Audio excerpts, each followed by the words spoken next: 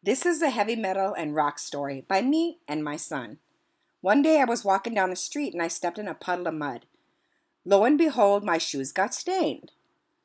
As I was walking along, I met a strange man. He seemed to be a little disturbed. He kept shouting at pigeons, saying, "Die, pigeon, die." He seemed to have been on some kind of dope. I swear, he must have gotten stoned in the temple with pilots. He smiled at me and his teeth were full of Metallica. I think he was a little AC/DC. He was in a psychotic homicidal disbursement or something. I started chatting with the poor Weezer, and he said, "Man, my soul can fly." He sure was in some kind of divine heresy, let me tell you.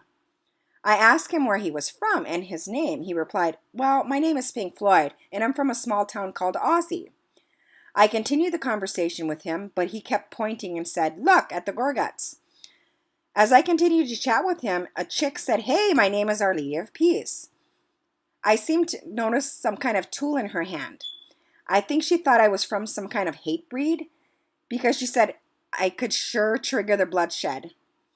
She said, "Man, that's my testament and I'm sticking by it." All of a sudden, out of the seven dust, the dude got frustrated. I asked, "What's wrong?"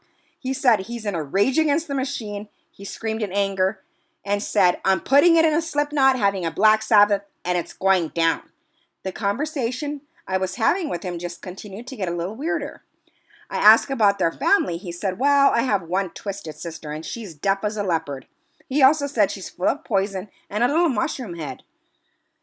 They kept saying they can't go to their hometown. I asked why. He said, "Oh, there's nothing much there. It's a town full of some kind of black label society, and they were just audio slaves. All that remains there was just a motorhead."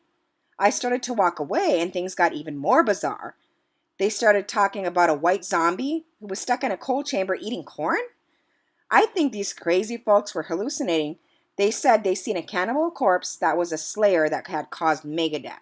So the moral of this heavy metal and rock story is, did they take a body count and meet the Ed guy?